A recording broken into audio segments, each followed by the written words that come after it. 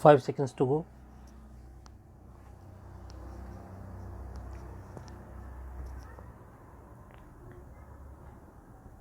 Start. Mr. Deputy Chairman, sir, this is the first address by the Honorable President after the elections to the new Lok Sabha.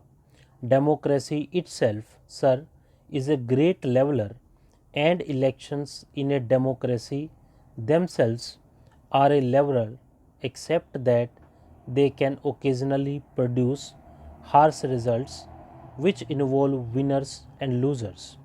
But democracy itself, when it produces winners and losers, confers upon the winner the great sense of responsibility.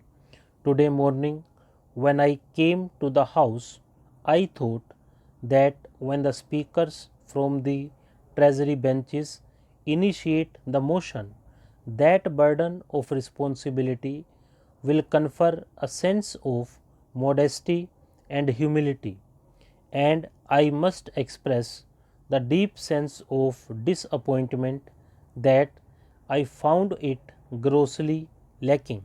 However, we in the opposition certainly do not intend to be provoked by this attitude of lack of modesty and humility which a winner must inherently have, because we were told from beginning to the end where most of us in the opposition have gone wrong, and where our conduct and attitude was to be found lacking.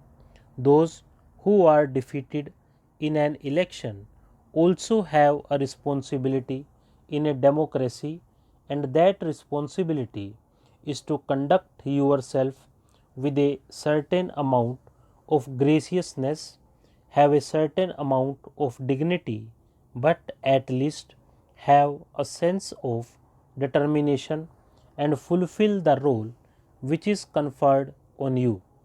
And sir, that role which is conferred on us, I can assure you, is a role which we will discharge purely guided by national interest.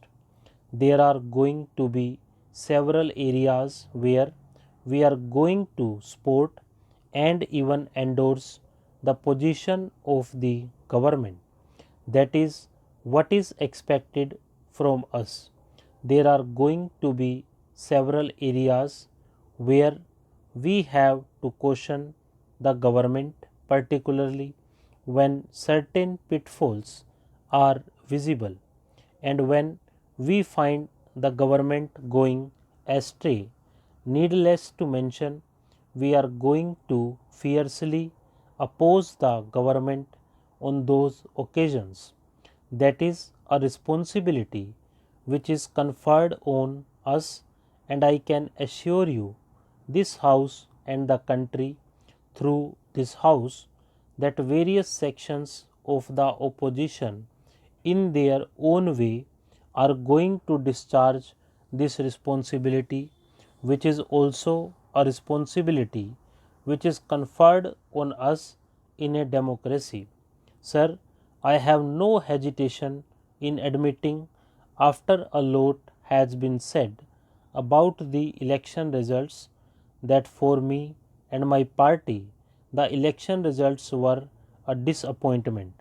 We accept that with humility at our command.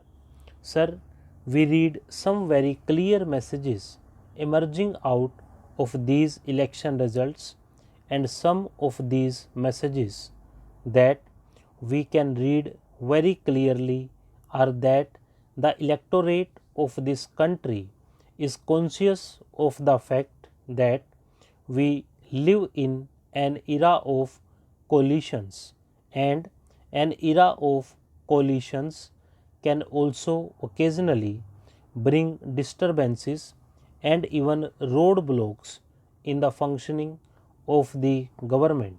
Perhaps one of the great motivating factors to the Indian voter was a great desire for political stability. and therefore the electorate pursued by that desire gave to the Congress party over 200 seats.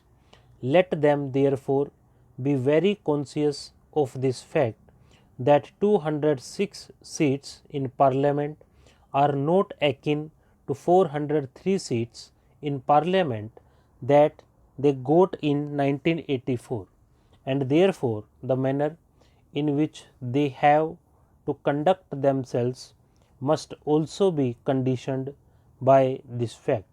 The electorate did want political stability, and therefore in the last 5 years, when we found the government lacking on several fronts, it may not been as an endorsement by the voter of India of areas where the government was found to be wanting.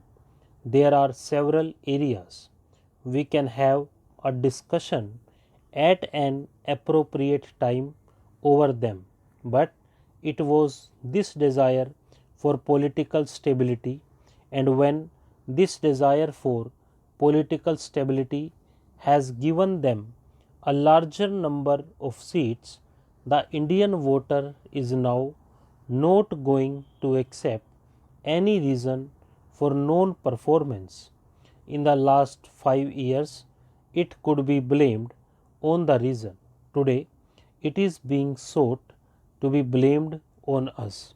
But once you have a figure which is closer to the halfway mark along with your allies, no reason for failure is going to be accepted this time, for which you have got the benefit of doubt in the last 5 years. At the same time, the Indian voters have shown an immense amount of maturity.